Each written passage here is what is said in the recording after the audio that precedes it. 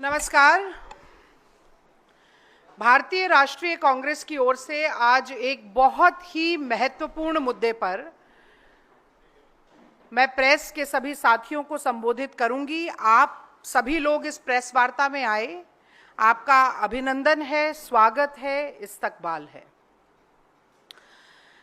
सेना के शौर्य पर सियासत करते हैं, सेना के शौर्य पर सियासत करते हैं, वर्दी की कीमत क्या जाने, जो सूनी मांग को इंसाफ दिला ना सके, वो मांग में सिंदूर की कीमत क्या जाने।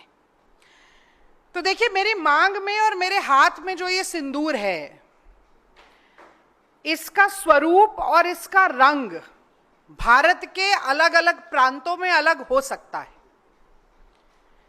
लेकिन एक भारतीय सनातनी ब्याहता महिला के लिए इस सिंदूर का क्या महत्व है और इसकी क्या पहचान है, ये मैं आज भाजपा और संघ के लोगों को बड़ी सावगोई के साथ समझाना चाहती हूं, क्योंकि मुझे लगता है कि सिंदूर का महत्व उनकी समझ में आता नहीं है। तो देखिए, सिंदूर प्रतीक है सुहाग का, सम्मान का, सौभाग्य का। सिंदूर प्रतीक है प्रेम के बंधन का, विश्वास के राग का। सिंदूर प्रतीक है सुख दुख के मेल का, 7 जन्मों के साथ का। सिंदूर प्रतीक है बुरी नजर को भस्म करने वाली एक चुटकी आग का। वो सिंदूर जो ब्याहता स्त्री की मांग को सजाता है, जो सुहाग की रक्षा के काम आता है, जो भारत की नारी शक्ति की शान है, आन है और बान है, उसी सिंदूर के साथ उसका दुरुपयोग करते हुए आत्ममुग्धता की पराकाष्ठा में लिप्त है नरेंद्र मोदी जी।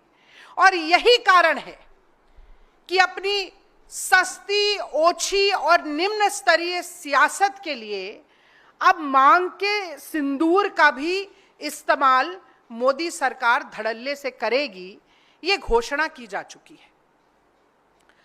मैं समझती हूं कि बहुत शर्म की बात है कि अपनी राजनीतिक विफलता को, अपनी कूटनीतिक विफलता को, अपनी सामयिक विफलता को छिपाने के लिए अब मोदी सरकार मांग के सिंदूर को ढाल बनाना चाहती है। और मैं जानना चाहती हूं कि सेना के पराक्रम का श्रेय, सेना की बहादुरी का श्रेय, सेना की वीरता का श्रेय बटोरने के लिए आखिरकार मोदी सरकार किस हद तक नीचे गिरेगी। ये विजुअल्स आप चलाइएगा जरा। देखिए, ट्रेन की टिकट पर ऑपरेशन सिंदूर के साथ मोदी जी की फोटो, तमाम बड़े बड़े होर्डिंग में, पोस्टर में, बैनर पे, हर पेट्रोल पंप पे, देश के हर प्रांत, हर जिले, हर नुक्कड़, हर गली, हर मोहल्ले में ऐसे बड़े बड़े होर्डिंग लगाकर ऑपरेशन सिंदूर के साथ अपनी फोटो चिपकाने से शायद मोदी जी का मन नहीं भरा। किसी बटालियन पर, किसी भारत की सीमा पर खड़े होकर भारत की रक्षा के लिए वर्दी नहीं पहनी मोदी जी ने, सिर्फ फोटो ऑप के लिए सेना की वर्दी के साथ स्वांग रचने, नाटक और नौटंकी करने से नरेंद्र मोदी जी का जी नहीं भरा।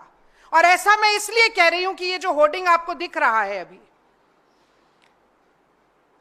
इसमें विंग कमांडर व्योमिका सिंह की फोटो नहीं है, इसमें कर्नल सोफिया कुरैशी की भी तस्वीर नहीं है, इसमें हमारी जल, थल, वायु सेना के चीफ की भी फोटो नहीं है, केवल नरेंद्र मोदी जी की फोटो है। तो ये सब करके मोदी जी का जी नहीं भरा कि अब वो कह रहे हैं कि मैं घर घर जाकर सिंदूर वितरण कार्यक्रम करने वाला हूं। और तो और, जब ऐसे निकलते हैं मोदी जी, अभी गुजरात में निकले, बोले पुष्प वर्षा करिए मेरे ऊपर। जब निकल रहे हैं हाथ हिलाते हुए श्रेय बटोरने के लिए, कोई सेना का जवान उनके साथ नहीं खड़ा है जिसके लिए तालियां बज रही हो। जो नाम मैंने लिए उनमें से एक व्यक्ति उनके साथ नहीं खड़ा है जिसके लिए पुष्प वर्षा हो रही हो। बल्कि गुजरात में स्थानीय जिले का कलेक्टर जाता है, बात करता है सोफिया कुरैशी के परिवार से और उस जाबाज बेटी के परिवार को कहता है कि आप भी खड़े हो जाइए लाइन में और मोदी जी के ऊपर पुष्प वर्षा कीजिए, पुष्प वर्षा। इससे ज्यादा शर्मसार होने की बात कोई नहीं हो सकती। और सियासत किस तरह की है कि सिंदूर बटेगा और किस दिन से शुरू होगा? कोई एयरफोर्स डे से शुरू नहीं कर रहे हैं, या मानेकशॉ जी का इतना नाम आजकल याद आ रहा है भारतीय जनता पार्टी को, उनके जन्म दिवस से शुरू नहीं कर रहे हैं। शुरू करेंगे 9 जून से, जिस दिन नरेंद्र मोदी जी ने तीसरी बार प्रधानमंत्री पद की शपथ ली थी। इससे ज्यादा सिंदूर की ऊपर राजनीति का घटिया और बेहुदा उदाहरण आपको नहीं मिल सकता। लेकिन मैं कहती हूं कि मोदी जी फिर भी अगर आप सिंदूर बांटना चाहते हैं जाके घर घर, तो मेरे 3 सवाल हैं जिनका जवाब आपको, भारतीय जनता पार्टी और संघ के कार्यकर्ताओं और नेताओं को, इस देश की महिलाओं को, बेटियों को जरूर देना चाहिए। और पहला सवाल यह है कि पराये आदमियों द्वारा दिया गया यह सरकारी सिंदूर, पराये आदमियों द्वारा दिया गया यह सरकारी सिंदूर किसके काम आएगा और किस लिए काम आएगा? तो जो हिंदू धर्म के स्वघोषित ठेकेदार हैं, संघी और भाजपाई, क्या वो नहीं जानते हैं कि भारत में हिंदू सनातनी ब्याहता महिला जो है, उसे बिछिया, मंगलसूत्र और सिंदूर ससुराल से मिलता है। उसके गले में मंगलसूत्र और उसकी मांग में सिंदूर उसका पति सजाता है, या फिर सिंदूर मिलता है शक्तिपीठ से, मंदिर से, सौभाग्य के आशीर्वाद के रूप में। तो ये जब आपके कार्यकर्ता डिब्बियों और पैकेट में सिंदूर पहुंचाएंगे, और लिख कर रख लीजिए कि जिस डिब्बी में, जिस पैकेट में सिंदूर जाएगा उसके ऊपर भी मोदी जी की फोटो छपी होगी, क्योंकि कोविड की वैक्सीनेशन सर्टिफिकेट पर जिस व्यक्ति ने अपनी फोटो छाप दी हो, वो क्या ऐसी जब सिंदूर बांटेगा तब अपनी फोटो नहीं छापेगा? ये छपास ही है जिसके कारण ये राजनीतिकरण हो रहा है। मैं तो समझती थी कि पसीना मलकर चेहरा चमकाते हैं, अब सिंदूर और वर्दी पर सियासत करके चेहरा चमका रहे हैं। तो जब वो पराया मर्द मोदी जी की फोटो पे छपा हुआ पैकेट सिंदूर का ले जाएगा, तो वो किसी ब्याहता महिला के काम नहीं आएगा, वो काम आएगा मोदी जी के, वो काम आएगा मोदी जी के प्रचार के, और वो काम आएगा मोदी जी की सस्ती और ओछी सियासत के, राजनीति के, पॉलिटिसाइजेशन के। अब मैं दूसरा सवाल पूछती हूं। मैं ये भी जानना चाहती हूं कि किस मुंह से भाजपा और संघ के नेता कार्यकर्ता जाएंगे और ये सिंदूर बांटेंगे, जब पहलगांव के शहीदों की विधवाओं की सूनी मांग चीख चीख कर पूछ रही है कि उन दुर्दांत आतंकवादियों को कब पकड़ा जाएगा? मोदी जी, उन्हें जमीन निगल गई कि आसमान खा गया? उन विधवाओं को इंसाफ कब मिलेगा? ये देश की महिलाएं आपसे पूछेंगी जब आप वो सिंदूर का पैकेट और डब्बा लेकर जाएंगे। आपसे कहा जाएगा कि क्यों नहीं मौत के घाट उतारा गया, क्यों नहीं मारा गया? अगर सिंदूर का इंसाफ आपको देना था महिलाओं को और सिंदूर को बांटने का काम आप कर रहे हैं। मैं जानना चाहती हूं कि किस मुंह से जाएंगे भाजपा और संघ के नेता, जब भारतीय जनता पार्टी के राज्यसभा का सांसद रामचंद्र जांगड़ा उन्हीं शहीदों की धर्म पत्नियों के लिए कहता है कि ये तो वीरांगना ही नहीं है, इनमें तो वीरांगनाओं वाला भाव ही नहीं है, हाथ जोड़कर रो रही थी, गिड़गिड़ा रही थी, कोई जोश जुनून और जज्बा इनमें नहीं है। ऐसा व्यक्ति जब तक भारतीय जनता पार्टी में है, निष्कासित नहीं किया जाता, सांसदी उतार कर फेंकी नहीं जाती उसकी, तब तक किस मुंह से जाकर आप सिंदूर बांटने का काम करेंगे, मैं जानना चाहती हूं। मैं जानना चाहती हूं कि कैसे मुंह दिखाएंगे इस देश की महिलाओं को, बेटियों को, नारी शक्ति को, जब शहीद विनय नरवाल की पत्नी ने केवल यह कहा कि हिंदू मुसलमान मत करो हिंदू मुसलमान, क्योंकि पाकिस्तान के आतंकवादी आए थे, धर्म पूछकर मार के गए हैं। ये आईएसआई का पाकिस्तान का जो एजेंडा है उसे पेडल मत करो हिंदू मुसलमान। लेकिन संघी भाजपाइयों को ये कैसे बर्दाश्त हो सकता है कि वो शहीद की पत्नी, शहीद की बेवा ही क्यों ना हो, शहीद की विधवा ही क्यों ना हो, उसने मुंह से तो हिंदू मुसलमान एकता की बात कर दी ना, तो उसको अपमानित करो, उसको लज्जित करो और आसमान और जमीन एक कर दो। उसको गालियां देने में किस मुंह से जाएंगे आप सिंदूर बांटने के लिए? क्या मुंह दिखाएंगे आप देश की बेटियों को? और मैं जानना चाहती हूं कि वो विजय शाह, कर्नल सोफिया कुरैशी मांग में सिंदूर नहीं लगाती हैं, पर वो भारत माता की उतनी ही बेटी है जितनी हर वो महिला जो देशभक्ति में अपना सब कुछ न्यौछावर करना चाहती है। तो विजय शाह की जुर्रत कैसे हो जाती है कि वो आतंकवादियों की बहन बता दे और उसके बाद मंत्रिमंडल में बना रहे कि जबलपुर का हाईकोर्ट संज्ञान ले ले पर मोदी जी संज्ञान नहीं ले सकते, कि मोदी जी की मूक सहमति बार बार ऐसे लोगों को मिलती रहे जो देश की बेटियों को अपमानित करते हैं और फिर उसके बाद सिंदूर बांटने की बात करते हैं। बहुत आश्चर्य होता है मुझे।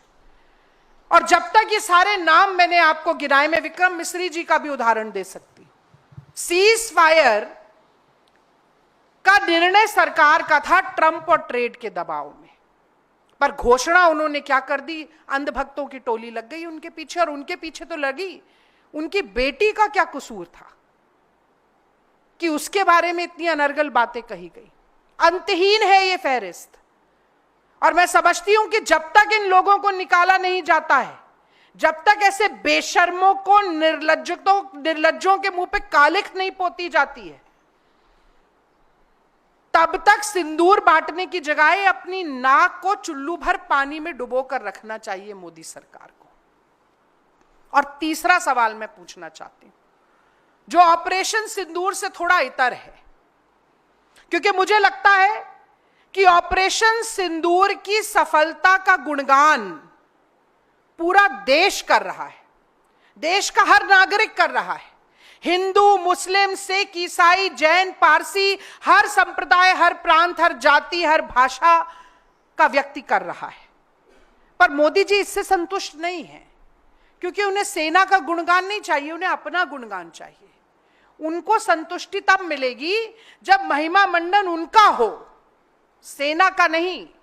और इसीलिए यह सारी कवायद चल रही है। पर मैं ऑपरेशन सिंदूर से इतर भी पूछना चाहती हूं कि वो 200 लोग नोटबंदी के दौरान जो अपना ही पैसा अपने ही बैंक से निकालते हुए मर गए, उनकी विधवाओं के सिंदूर की गवाही कौन देगा? कोविड के दौरान मरघटों पे जो 24 घंटे लाश जलती थी, गंगा जी का पाट जिन लाशों से पट गया, उनकी विधवाओं की उजड़ी मांग की गवाही कौन देगा? वो 700 किसान मोदी जी, 3 काले कानून के कारण जिनकी शहीदी हो गई, उनकी पत्नियां भी बैठी हैं अपनी सूनी मांग लिए हुए, उनके घर जाएंगे आप सिंदूर लेकर? और मैं जानना चाहती हूं कि 154 किसान और दिहाड़ी के मजदूर रोज इस देश में आत्महत्या कर रहे हैं, रोज। उनकी पत्नियों की जो मांग सूनी हो रही है, उसके बारे में तो कोई बात नहीं करेगा मोदी जी। 12,000 लोग बेरोजगारी और आर्थिक तंगी के कारण साल भर में आत्महत्या कर लेते हैं देश में। उनकी पत्नियां भी विधवा होती हैं, उनके घर जाएंगे आप सिंदूर लेकर?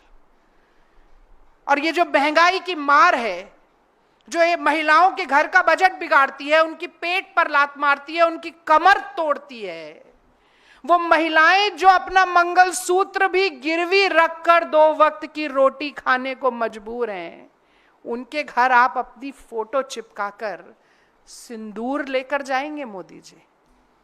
बहुत शर्मनाक है। और आज एक वाकया हुआ जिसका जिक्र करना मैं समझती हूं कि बहुत जरूरी है। ऊधमपुर में भाजपा के विधायक हैं आरएस पठानिया। मतलब इतना अपमान वर्दी का, सिंदूर का, सियासत ऑपरेशन सिंदूर पर काफी नहीं थी, पूर्ण विराम नहीं लगेगा, ये बोलते जाएंगे, भाजपा के नेता बोलते जाएंगे। तो ये आरएस पठानिया जी आते हैं और मीडिया को संबोधित करते हैं और कहते हैं कि वायुसेना नालायक है। इसलिए नालायक है कि ऊधमपुर एयरबेस पर जब पाकिस्तान हमला कर रहा था तो वायुसेना सो रही थी और अपनी नालायकी में वो हमला हो जाने दिया। बाकायदा मीडिया से बोलते हैं और कहते हैं, धमकी देते हैं वायुसेना को कि वायुसेना के खिलाफ प्रदर्शन किया जाएगा कि ऐसा कैसे हो गया कि आपकी नालायकी में तो यहां ऊधमपुर एयरबेस पर इतनी घटना घट गई। मोदी जी चुप हैं। मोदी जी को सांप सूंघ गया है, मोदी जी के मुंह में दही जमा हुआ है, मोदी जी के मुंह पर ताला लगा हुआ है। तो अगर सेना के नाम पर वोट बटोरना है तो वो पुलवामा हो या पहलगांव, शहीदों के नाम पर वोट मांगे जाएंगे, सियासत होगी, चेहरे चमकाए जाएंगे, पूजा की जाएगी सेना की। और जब नहीं जरूरत है तो ठेंगे पे रखा जाएगा, अपमान किया जाएगा। और वो देवड़ा जी को नहीं भूल सकते, उन्होंने तो कह दिया पूरा देश, पूरी सेना मोदी जी के चरणों में नतमस्तक है। मोदी जी तो और खुश हो गए होंगे, चलो ठीक है अभी कुछ नहीं बोलूंगा, 2-4 लोग और ऐसे ही मेरे बारे में बोले। बहुत गंभीर मुद्दा है ये। और इसीलिए मीडिया के साथी तो दिखाएंगे ही, मैं मुखातिब होना चाहती हूं इस देश की महिलाओं से, अपनी बहनों से, माओं से, नारी शक्ति से। और मैं कहना चाहती हूं कि भारतीय जनता पार्टी और संघ के कार्यकर्ता, मोदी जी के नुमाइंदे जब आपके घर में आए वो मोदी जी की फोटो लगा हुआ सिंदूर देने के लिए, तो आप जरूर पूछिएगा उनसे कि किसकी चूक के कारण पहलगांव में इतनी महिलाओं की मांग सूनी हुई। कौन व्यक्ति है वो? उसका नाम उजागर क्यों नहीं हुआ? उसका इस्तीफा अभी तक क्यों नहीं लिया गया? पहले ये बताइए मोदी जी। आप जरूर पूछिए कि पाकिस्तान की सेना को पूर्व जानकारी और चेतावनी देने के कारण जो हमारा नुकसान हुआ, वायुसेना का नुकसान हुआ, देश का नुकसान हुआ, सेना का मनोबल टूटा, उसके लिए कौन जिम्मेदार है? उस व्यक्ति का इस्तीफा लीजिए मोदी जी। पूछिएगा मेरी बहनों आप कि ट्रंप और ट्रेड के दबाव में आकर सिंदूर के साथ सौदा आपने क्यों किया मोदी जी? और फिर कैसे हिम्मत हुई आपके लोगों की कि ऐसी सौदागरी करने के बाद आप वो सिंदूर देने आ रहे हैं और श्रेय लेने के लिए आ रहे हैं? सेना की वर्दी और मांग के सिंदूर का इस्तेमाल सियासी फायदे के लिए आप क्यों कर रहे हैं मोदी जी? मेरी बहनों, ये सवाल जरूर पूछना। मुझे नहीं लगता है कि इस सवाल का जवाब मिलेगा, पर यह पूछना जरूर। सवाल का जवाब नहीं मिलेगा क्योंकि एक चुटकी सिंदूर की कीमत आप नहीं जानते नरेंद्र बाबू, आप नहीं जानते नरेंद्र बाबू। बहुत बहुत धन्यवाद। जय हिंद की सेना और जय नारी शक्ति।